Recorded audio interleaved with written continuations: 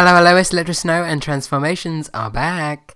Let's start with prosthetics, shall we? I made these on my face cast just by using clay and stippling latex over the top of them, making sure that they had a thin edge. Before application, I primed my skin with a high spreadability fluid primer by The Ordinary, and then I just applied some liquid latex to the back of the prosthetic, packing it out with a little bit of cotton wool beforehand, and then I applied it to the areas on my face. This first piece I created to be kind of like a brow ridge that extended down the nose, and I applied that into the centre of my forehead. These second two prosthetics that I created, even though they are roughly painted here, I designed them to look like kind of poisonous fungal mushroom brackets. I then applied these to the side of my cheek, making sure that they weren't completely in line to give a natural effect that they'd look like they'd be growing out of the face. Now, although I made these prosthetics with thin edges so that they'd blend into the skin seamlessly, I decided to go with a different approach and applied liquid latex around the edges. Now, you'd do this anyway, but you'd want to do this in a smoother attempt if you was going to do this for like normal prosthetics. But I just stippled my finger over the top of all these latex areas as it was drying to give a little bit more of an irregular texture to make it look more like a fungal kind of infection on the face. I let that latex fully dry down, and then I went over the top of it with a purple water-activated face paint by Snazaroo. Now, I'm not going to lie and say this didn't stain me, because it did. I was pink for quite a few days after applying this all over my body and my face, but you just want to take that all over the face, and you may notice that it begins to pull off of these latex prosthetics ever so slightly, but you just want to make sure that you let it dry down and then go over the top of it with a second layer. I also like to go in with my fingers so I can really push it into the crevices and all the irregular textures of the latex. And to settle that colour in place, I use a loose fixing powder by Dermacolor. Once my natural skin colour is now turned to purple, I went in and added the colour details to the prosthetics. For this I used acrylic paint. Now, I'm not going to say this is completely skin safe, but 90% of this was all kept onto those latex prosthetics, so it wasn't all actually going on my skin. Now, that might change later on down the line in this tutorial, but I'll worry about my own skin, okay? You gotta do what you gotta do, and I'm not telling you to do this, but you gotta do what you gotta do. As you can see, I used the red acrylic to go over those mushroom brackets to colour them in, and then I just used a small detailer brush with some white acrylic paint to add in the irregular white dots. To start colouring in that brow ridge, I went in with a Barry M Loudmouth lip colour, and I used this just because I wanted to have a little bit more of a kind of blending out the red colour into the skin a little bit more, but I did then go back in later on with some red acrylic paint just to deepen this up and to make sure that it was all set in place. Ignore the white dots here because I was experimenting, but now's the point where I wanted to go in and add some contour. To add this, I went in with an MUA eyeshadow, and this is the dark purple. Now, this shadow does have some kind of shimmer to it. You can see it is slightly shiny, and this just kind of adds to the effect of this being like an alien creature. Now, if you was doing normal contours, of course you didn't really want to use anything that has a shimmer to it, but for this it kind of works and it gave a nice effect. I just plotted out areas on my face that I wanted to deepen with a shadow, and I concentrated on making the nose look a little bit less human by flaring out the nostrils and kind of making it into this kind of cross shape here on my face. I mentioned earlier that I added more red acrylic paint to that brow ridge, and I'm doing it here. I just use this to clean up those lines and make them look a little bit more crisp, but I wanted to firstly lay down that red with the Barry M lip paint so I could kind of smudge it in and see where I was going to be going with this look. And with that said, this is where the acrylic paint idea kind of took over because it was working so well, and I used the white to apply these white dots all over my face. Now, I would recommend that you actually use a skin safe one. A few different cosmetic brands do actually do some like face painting acrylic paints, but this is the one I had to hand, so I decided to use it. Now, for these white dots, I did have reference photos of carnivorous plants, and I concentrated the bigger white dots in the center portions of the face, and then as they went out to the outer portions, I faded them out to be smaller and fewer and kind of like scattered around a little bit more. I didn't really so much follow a pattern with these dots, but they did end up being mostly in those contoured areas and down the T-section of my face. I didn't really know what I wanted to do with the eye makeup, but I decided to go in with an over-exaggerated cat eye. So I started out by using a black Inglot eyeshadow which had a blue fleck shimmer to it. I packed that colour all over my lid, and then I used a flat brush to extend it out all the way to my temples. I then added this light ash brown colour to kind of act as a transition shade, but this does get covered up later on down the line with eyeliner, so I should probably have just skipped this step.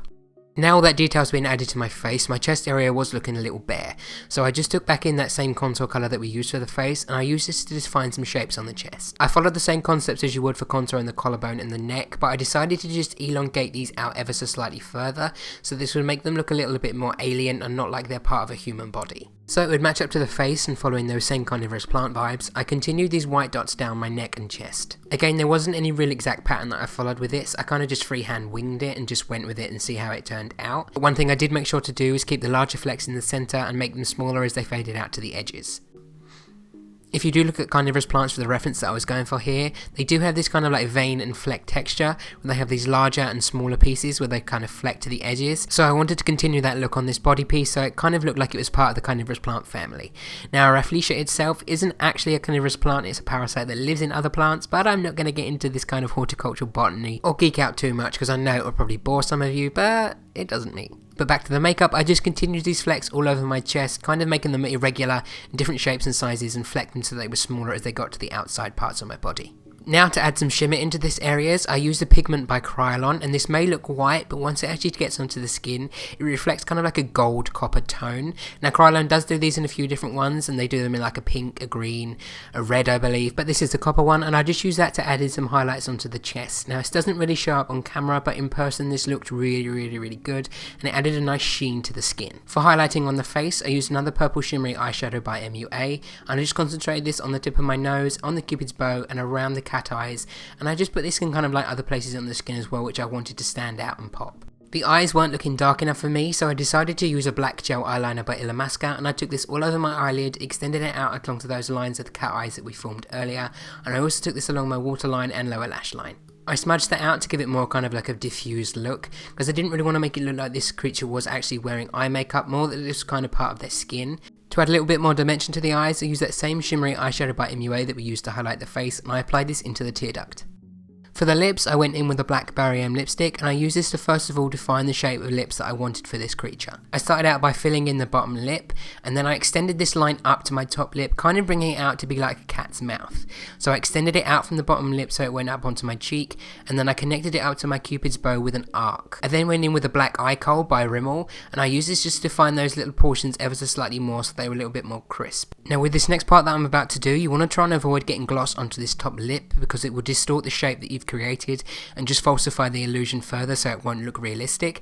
But I went in with that liquid lipstick by Barry M that we used first of all to apply to the brow ridge, and I concentrated that application all on my bottom lip, smudging it out to give this kind of ombre between red and black. Now I also went in with some more white acrylic paint to add in a few more dots here and there and to frame the face with a few larger ones around the outer parts.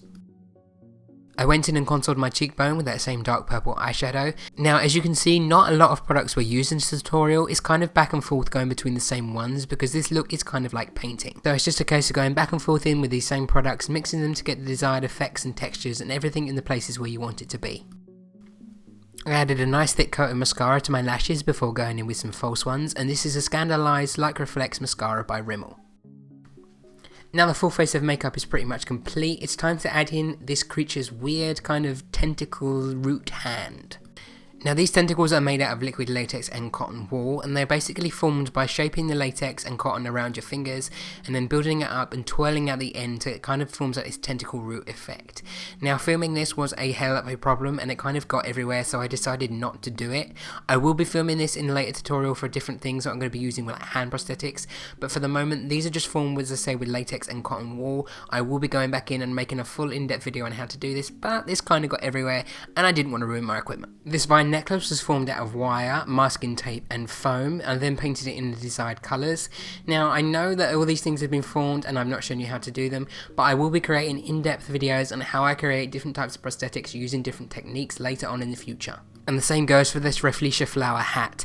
Sometimes I just kind of get excited and decide to make these things, and then filming them isn't always my main priority. I know that can sound quite frustrating for me to say, but if you would like an in-depth video on how I actually made this, I can do one of a sit-down kind of type vlog thing where I talk about how it was done. But setting up a camera on my sewing machine and around when I'm painting and getting everything kind of in a line when I can get a nice shot, it can be very difficult to film and it just ends up looking terrible. Trust me, I've tried to do it in the past with some of my other things and it just doesn't work out very well. But if you would like to see that vlog kind of sit down tutorial on this, please leave it down in the comments below and I'll get around to making one for you.